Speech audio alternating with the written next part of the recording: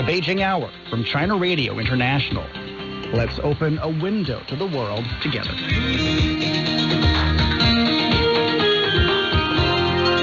42 minutes past the hour. Turning to sports, we'll start with swimming. Sun Young has reached the men's 200-meter freestyle final at the World Championships in Budapest. Sun qualified from second place in his group and third place overall in the semifinals. He did not have the quickest reaction to the gun and held back in the first half of the course. Sun says he is prepared for the tough competition ahead. I wasn't paying attention and wasn't aware of how I did early on. I just need to find my rhythm and swim in my own comfortable way. I just swam the 400 meter and will have the 800 and 200 meter tomorrow. So it will be a tough day. I only need to make it through tomorrow and the rest will be easy. I have to rest well, save some energy, and prepare for the competitions. National champion Xu Jiayu made it into the 100-meter free final with the fastest time in the semifinals, and Shi Jinglin will be competing for a medal in the women's 100-meter breaststroke final. Two new records were set in the pool. Sarah Sjöström is the new record holder in the women's 100-meter butterfly event, and Adam Peaty set a new fastest time in the men's breaststroke competition. In football, the International Champions Cup China is wrapped up with a game in Nanjing, where Inter Milan defeated Lyon 1-0. Lyon coach Bruno Genesio condemned Chelsea's Kennedy incident and said he felt a warm welcome from China. Oui, j'ai entendu ça hier. Je trouve que c'est regrettable parce que... Yes, I heard about this yesterday and I felt very sorry for it. I think such kind of thing shouldn't happen from a professional athlete. I'm personally impressed by the welcome and hospitality of the local organizers and the fans.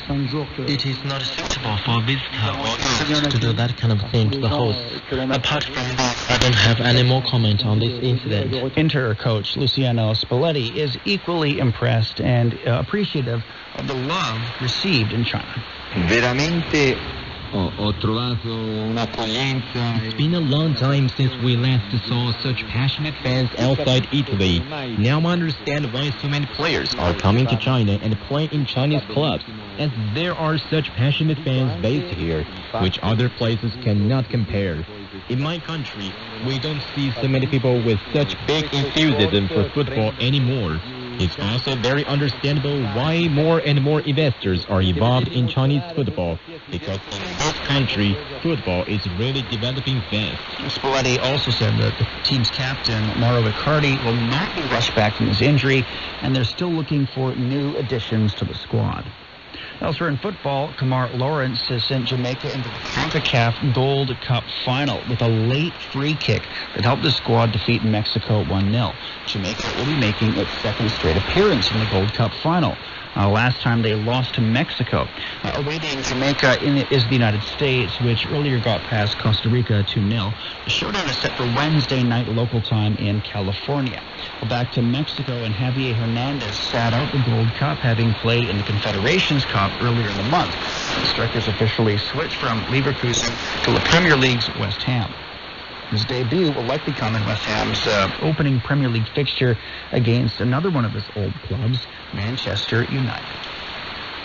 In women's basketball, China's mainland team has dominated a cross-strait derby against Chinese Taipei, winning 102-63 in Group A at the Asia Cup. The mainland secured its top spot, having won both of its opening matches. Wang Jingse led the team with 25 points and 5 rebounds. There's still a few injury concerns on the squad. Chen Xiaojia and Sun Mengren will sit out the group phase. Coach Xu Limin will decide whether to call them onto the court when the elimination games begin.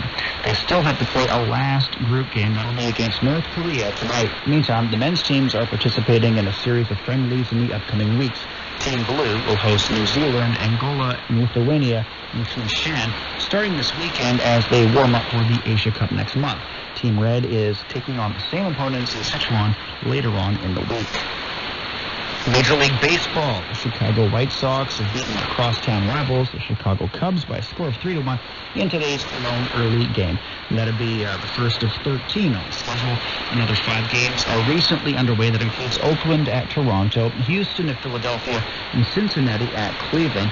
Those games are in the early innings. Just after 8 o'clock in the morning, Beijing time, Miami will begin play in Texas against the Rangers, while Colorado will visit St. Louis. Among the late games this morning, Boston at Seattle is a highlight, mostly because of Boston and its AL East leading record. As is Minnesota at the LA Dodgers. The Dodgers have the best record in baseball by far this point in the MLB season. Those last two games will be underway just after 10 o'clock in the morning, Beijing time. In sailing, the Oman Air Crew captured their first win of the season at the Extreme Sailing Series in Barcelona. Phil Robertson's team produced a flawless performance to clinch the victory with a commanding lead of over 2 minutes over closest rivals SAP Extreme Sailing Team. The skipper says it's an improvement from their previous third-place finishes, and it leaves things wide open for the rest of the season.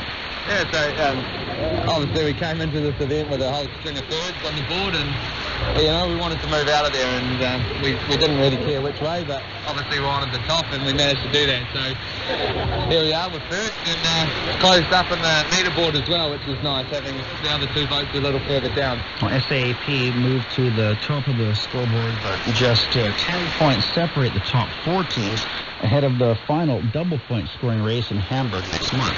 And after that, the fleet will head to Cardiff in late August for the Global Stadium Racing Tour. You're listening to the Beijing Hour. 60 minutes of comprehensive news. Your window on China and the world. 49 minutes past the hour, turning to entertainment. Here's Min Ray. Thank you, Shane. First off, let's take a look at the Chinese box office of last week.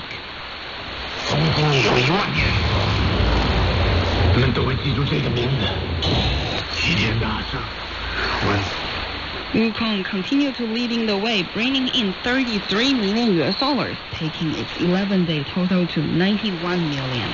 Wukong is the Chinese name of the infamous Monkey King, who has been reinvented on screen numerous times. The film tells stories of Wukong, who is unwilling to bow down to his destiny, and he sets out to rebel against the gods. The local fantasy action adventure has become the 5th highest-grossing Chinese film this year, behind 4 Chinese New Year hits. Coming in second place is Brotherhood of Blaze 2.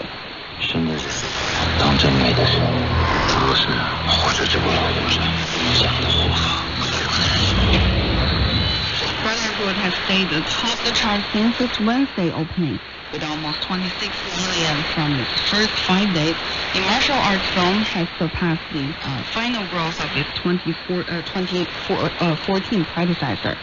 Produced by director Ning Hao, the new film reunites the original director Lu Yang with his actor Zhang Chen. Popular actress Yang Ni also joined the cast.